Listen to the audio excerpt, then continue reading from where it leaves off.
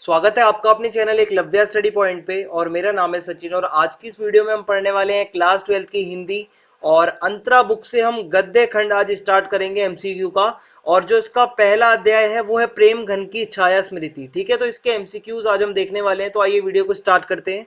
और आपको बताना चाहूंगा, अगर आपको क्लास 12 के नोट्स पढ़ने हैं तो सिंपल से स्टेप है, आपको गूगल पे जाना है, eklavyastudypoint.com लिखना है। उसके बाद आपके सामने ऐसी स्क्रीन खुलेगी और इसमें जो आपको फर्स्ट नंबर पे जो वेबसाइट दिखेगी eklavyastudypoint.com, इस पे आपको क्लिक करना है और आप वेबसाइट पे हमारी आ जाएंगे। और यहाँ पे आपको ये जो 3 लाइनें दिख रही हैं, ये कैटेगरी की लाइन है। इस पे क्लिक करेंगे तो आपके सामने क्लासेस की कैटेगरी आ जाएगी। और क्लास 12 पे आप ऑब्वियसली इसके बाद क्लिक करेंगे और उसके बाद आपके सामने सब्जेक्ट्स खुल जाएंगे। तो जो भी सब्जेक्ट्स के नोट्स आपको पढ़ने हैं आप जाके फिर वहां से पढ़ पाएंगे। आगे बढ़ते हैं। तो ये आज के जो है हमारे बहुवैकल्पिक प्रश्न होने वाले हैं, जिसको वस्तुनिष्ठ प्रश्न भी कहते हैं हम। 4 विकल्प होंगे आपके सामने और आपको बताना है सही आंसर कौन सा है। कोई भी 2 प्रश्न ऐसे होंगे जो मैं आपसे पूछूंगा, आप मुझे उसका आंसर देंगे। तो आज का हमारा पहला प्रश्न है, लेखक के पिता रात को कौन सी किताब रोचक ढंग से पढ़ा करते थे। ठीक है, इस अध्याय के अंदर जो लेखक के पिता है वो रात को कौन सी किताब पढ़ा करते थे रोचक ढंग से। ऑप्शन ए है या क, जिसे हम कहते हैं प्रेमचंद की गोदान। ख है रामचरितमानस और रामचंद्रिका। ग है भगवत गीता। और घ है इनमें से कोई नहीं। तो इसमें जो सही उत्तर होगा वो होगा ख, जो कि है रामचरितमानस और रामचंद्रिका। दूसरा प्रश्न है हमारा, भारतेंदु हरिश्चंद्र के घनिष्ठ मित्र कौन थे। ठीक है, भारतेंदु हरिश्चंद्र के घनिष्ठ मित्र कौन थे। तो पहला ऑप्शन है उपाध्याय बद्री नारायण चौधरी। ऑप्शन दूसरा है भगवान दास जी हालना। ठीक है, और ऑप्शन तीसरा है आपके सामने पंडित बद्री नारायण गौड़। और लास्ट ऑप्शन है पंडित केदारनाथ जी। तो इसमें भारतेंदु हरिश्चंद्र जी के जो घनिष्ठ मित्र थे वो थे उपाध्याय बद्री नारायण चौधरी जी। ठीक है, तो पहला विकल्प सही हो जाएगा। तीसरा प्रश्न है आपके सामने, शुक्ल जी के पिता का तबादला कहाँ हो गया था। ठीक है, तो पहला विकल्प है आपका रामपुर, क्या रामपुर में तबादला हुआ था। दूसरा विकल्प है तहसील रायपुर। तीसरा विकल्प है कानपुर और चौथा विकल्प है मिर्जापुर। तो इसमें जो शुक्ल जी के पिता थे उनका तबादला हुआ था मिर्जापुर। ठीक है, तो जो घ है वो सही उत्तर हो जाएगा। चौथा प्रश्न है अब आपके सामने, लेखक को कितने साल की उम्र से ही हिंदी की मित्र मंडली मिलने लगी थी। ठीक है, तो पहला विकल्प है 8 साल की उम्र से, दूसरा विकल्प है 12 साल की उम्र से, तीसरा विकल्प है 16 साल की उम्र से और चौथा विकल्प है 10 साल की उम्र से। तो इसमें जो लेखक थे उनको 16 साल की उम्र से ही जो है हिंदी की मित्र मंडली मिलने लगी थी। तो ग जो है इसका सही विकल्प हो जाएगा। पांचवा प्रश्न है आपके सामने, किस प्रेस की किताबें लेखक के घर पर आया करती थी। ठीक है, तो पहला विकल्प है भारत जीवन, दूसरा विकल्प है हंस, तीसरा विकल्प है सरस्वती और चौथा विकल्प है इनमें से कोई नहीं। तो इसमें जो है भारत जीवन प्रेस की किताबें लेखक के घर पे आया करती थी। तो क जो है सही विकल्प हो जाएगा। छठा प्रश्न है आपके सामने, लेखक के मोहल्ले में कौन कौन रहता था। पहला विकल्प है कवि और कर्मचारी, दूसरा विकल्प है वकील, मुख्तार, कचहरी के अफसर और आमजन और मजदूर वर्ग, या फिर उपरोक्त सभी। तो लेखक के मोहल्ले में मैं आपको बता दूं, वहां पे वकील, मुख्तार, कचहरी के ऑफिसर, जो कहते हैं ना अफसर या ऑफिसर, वो रहा करते थे। जो जो यहाँ पे जो दूसरा विकल्प है ये सही हो जाएगा। सातवां प्रश्न है अब आपके सामने, लेखक किनके यहाँ से पुस्तकें लाकर पढ़ा करते थे।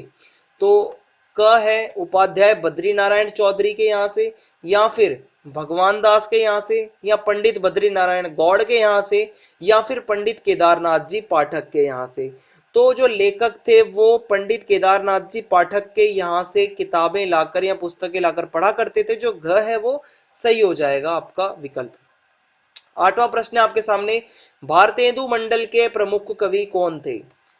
क है पंडित केदारनाथ जी, या फिर उपाध्याय बद्री नारायण चौधरी जी, या फिर रामचंद्र शुक्ल जी, या भगवान दास जी। तो इसका सही उत्तर जो होगा वो है उपाध्याय बद्री नारायण चौधरी जी। तो जो ख है वो विकल्प सही हो जाएगा, क्योंकि उपाध्याय बद्री नारायण चौधरी जी भारतेंदु मंडल के प्रमुख कवि थे। नौवां प्रश्न है आपके सामने, लेखक की मित्र मंडली की लिखने पढ़ने की बातचीत प्रायः किस भाषा में होती थी। ठीक है, तो पहला विकल्प है उर्दू, दूसरा विकल्प है फारसी, तीसरा विकल्प है ब्रज भाषा या फिर हिंदी भाषा। तो इसमें जो लेखक की मित्र मंडली की लिखने पढ़ने की जो बातचीत हुआ करती थी वो प्रायः यहाँ पर हम अगर देखें तो वो हिंदी भाषा में हुआ करती थी। जो हिंदी है वो विकल्प सही हो जाएगा। 10वां प्रश्न है आपके सामने, बस्ती के उर्दू भाषी लोगों ने लेखक मंडली का क्या नाम रखा था? अगर आपको याद हो, ये बहुत इंटरेस्टिंग क्वेश्चन है। पहला विकल्प है कवि मंडली, दूसरा विकल्प है भारतेंदु मंडली, तीसरा विकल्प है निसंदेह और चौथा विकल्प है चौधरी मंडली।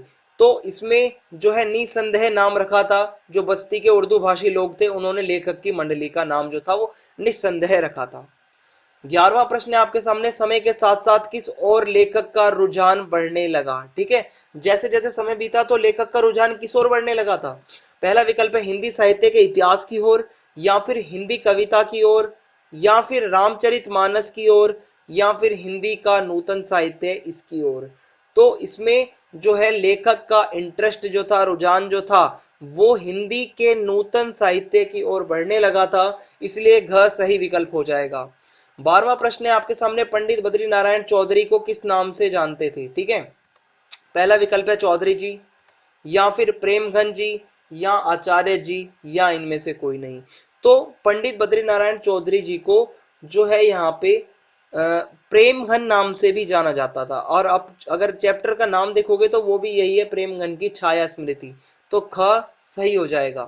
13वां प्रश्न है आपके सामने, लेखक के पिता किस भाषा के अच्छे ज्ञाता थे? ठीक है, तो क है फारसी भाषा, ख है उर्दू भाषा, ग है अरबी भाषा और घ है हिंदी भाषा। तो लेखक के जो पिता थे वो फारसी के अच्छे ज्ञाता थे। ठीक है, तो फारसी सही उत्तर हो जाएगा, यानी कि क।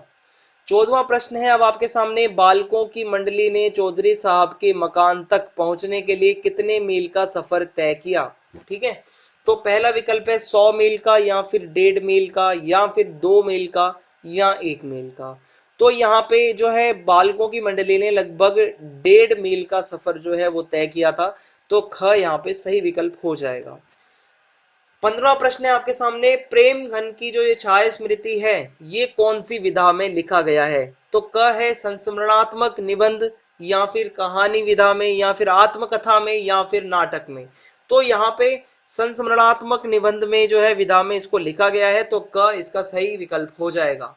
16वां प्रश्न है अब आपके सामने, किस कारण लेखक व उसके मित्र चौधरी साहब को पुरानी चीज समझते थे? क्या वो रीजन था? ठीक है, तो पहला विकल्प है आवाज के कारण, या फिर वरिष्ठ एवं अनुभवी होने के कारण, या फिर रईस होने के कारण, या कवि होने के कारण।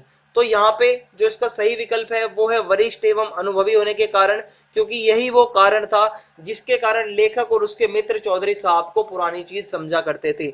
17वां प्रश्न है आपके सामने, चौधरी जी के यहाँ किन त्योहारों पर उत्सव हुआ करता था? ठीक है, त्योहार आपको बताने हैं।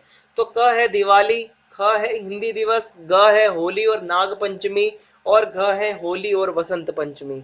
तो इसमें होली और वसंत पंचमी सही विकल्प हो जाएगा।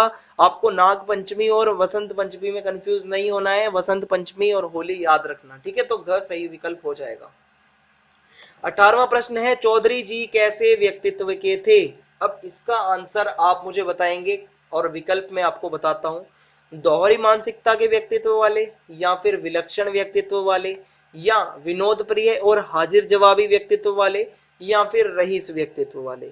तो इसमें आप मुझे एक सही आंसर बताओगे।